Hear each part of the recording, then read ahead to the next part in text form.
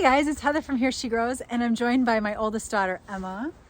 So this morning we woke up, it was snowing and it was beautiful out, and I said, hey, I think today's a really good day to fill the bird feeders. And a lot of the seeds from the grasses and the other perennials are gone now, and the birds really could use a little extra help, I think. And I really like seeing them in the garden, and to get them to come here, I like to put out a variety of different seeds. And as soon as I said, I think I'd like to fill the feeders today, this one said, hey, can I help? Which I feel like, as a mom of a 23-year-old daughter who still wants to come out and help her mom in the garden, I feel like that's a huge win. And if you have children, or maybe you are an educator of small children or any age child, or you have grandchildren, I think a book that every one of us should read is one called Last Child in the Woods by Richard Louv.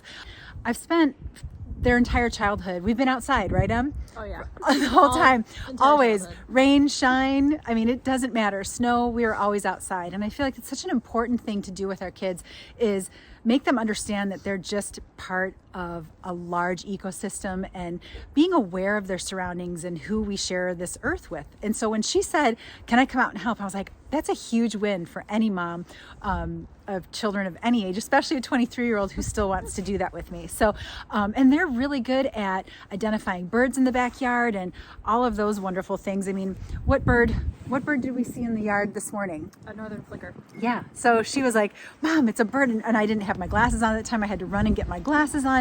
And then she called my mom, and it was this whole thing. And we all talked about this bird, which it sounds small, but it's certainly not trivial. It's so important that my kids, it's always been important to us that our kids can identify all of the different types of creatures, the birds that are in our garden. So we're going to fill the feeders today, and I wanted to share that with you and kind of explain a little bit about why we use certain types of feed, different types of seed, and who they attract. So let's get after it. We're going to clear the patio first, get rid of some of the snow, so can sprinkle some seed down too.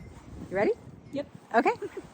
While Em's clearing the patio for us, I'm going to show you a few of the different types of feeders that I have and why I use them. Hey, John. All right, puppy dog. All right, so this feeder is my Christmas gift that I got from my parents last year, and I love this thing. It has so many different feeder options, hangers on it, and I have a baffle on here which prevents the squirrels from scaling it. I have a cup feeder here that I'm going to fill with some mealyworms. This is a tube feeder that I use to attract the American goldfinches. And the reason why this is important, actually, this seed has not been touched for months, and I think it's just too wet, so I've got to address that. But I'm not going to fill that with Nair seed right now. But if you're interested in attracting goldfinches, one of the best things that you can do is have one that allows them to feed. Oh yeah, you can see the mold in here. There's mold. One of the best feeders for attracting American goldfinches is the one that allows them to feed upside down. And the reason for that is because if you don't have an upside down feeder, you'll end up attracting the house wren, which is an invasive species all across. Well, they're on every continent except for Antarctica. So basically, anywhere there are humans, there will be house wrens. The house wren is an invasive species that was brought over from Europe, I believe sometime in the 1800s. And they are really good at overwhelming our songbirds. They will attack nests. They will kill the young in nests. They're just really, really bad. So to limit their presence in my garden, I choose to go with the upside down feeder for the American goldfinches. And the house wrens will not feed upside down, at least in my experience. I've not witnessed them doing that. So that prevents them from coming to my tube feeders. But for today, I'm not going to bother filling this feeder. I've got two different feeders that are going to go up here. So I'm just going to take this down and clean it out really well and hang it up for later. All right, so what we've got here is basically a smorgasbord of things that birds love to eat. And I mentioned earlier in the video about house wrens, and the way to identify them is the males have a black bib on their chest, and the females are kind of bland, kind of an olive beige with some black striping on their back. They are a finch, so they're a little smaller, but they are everywhere. They're all over the North America, all over the world actually. So you're sure to see them somewhere in your garden eventually.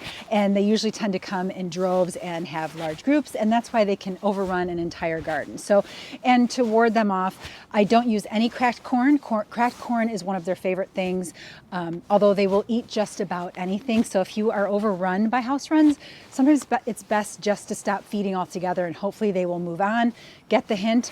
although they do tend to be pretty persistent and they're thuggish. They are the only species that we are allowed to remove their nests. If you find a house wren nest in your garden, you can remove them because of their invasive species status. First and foremost, you always want to make sure that your feeders are clean. You want to clean them frequently. I clean mine several times a month. One of the best things that you can feed, and it's kind of every bird loves them, is black oil sunflower seed, and I've got a bag of it here that split open at the store. So black oil sunflower seed is great for all species of birds because, especially in the wintertime, they are high in calories. They're high in fat and high in protein, and this is when they need that the most because it's so cold out. It gives them the energy they need to carry on.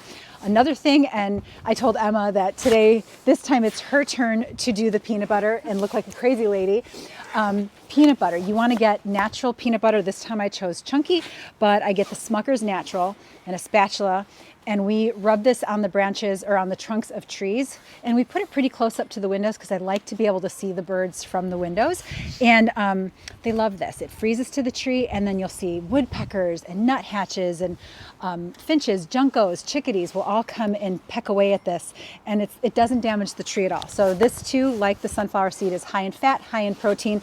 It is a very good source of calories and energy for our winter birds. So Emmy, do you want to, I also did a video on this last year if you're interested in taking a look at putting peanut butter all over your trees.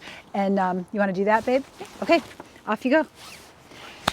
The other thing I have, and another good source of fat, are suet cakes. So you can buy these cages. They're very inexpensive. You can get them at big box stores, bird stores, pretty much everywhere, hardware stores.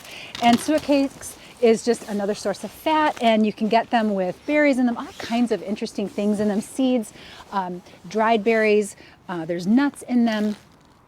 You can also get the ones that have red pepper in them to deter any squirrels from coming after it, which reminds me, I have suet balls, which are, it's called bark butter bits, and they are full of hot pepper as well to deter squirrels. And this is my, this is my newest feeder. It's a little round ball feeder that I just think is so cute. I'm gonna fill with those suet balls and hang it from the hooks that I have by the window.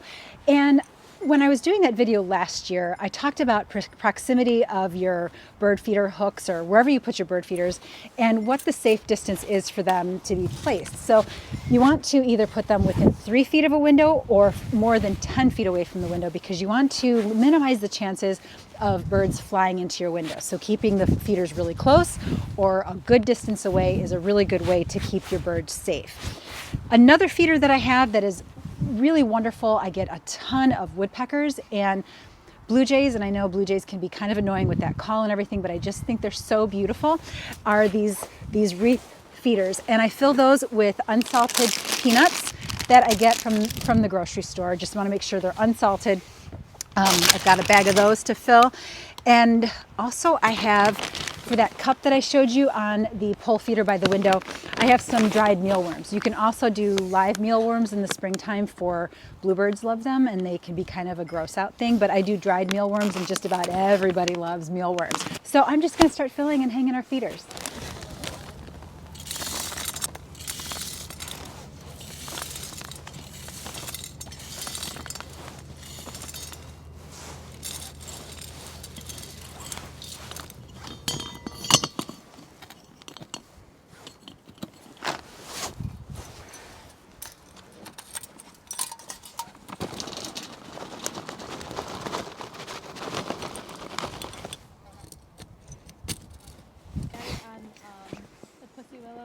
Places that I think we'll be able to see from the living room windows. It's fine, honey. In your bedroom. I got more on me. And lastly, honey, you want to open this one, and then we'll start feeding or filling the peanut feeder. So Em has a favorite bird,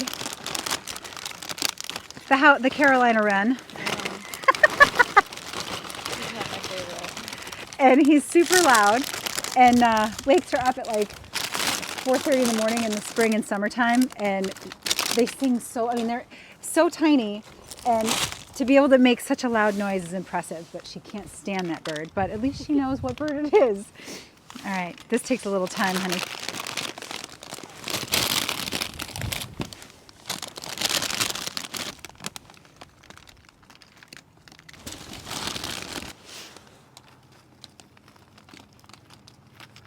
So the backyard birding legacy is something that has carried on from my parents. And one of the first things my dad gave the girls when they were small was binoculars, because they used to love to identify the birds in the backyard. So they'd sit in the windows and look into the backyard and get close-ups of all these different birds that were visiting our garden.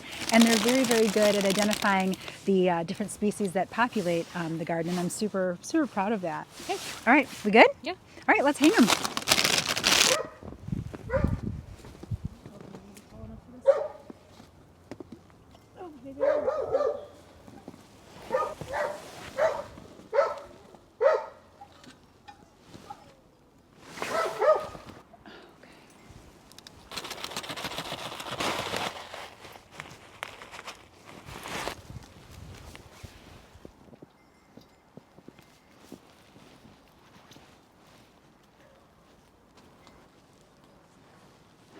Need a little more chain on that. Oh, that'll do for now. So the very last thing we like to do is sprinkle things on the ground for the ground feeding birds, like the juncos and the chickadees and the cardinals. So we get a lot of them. We put them on the pillars. We get the doves here as well.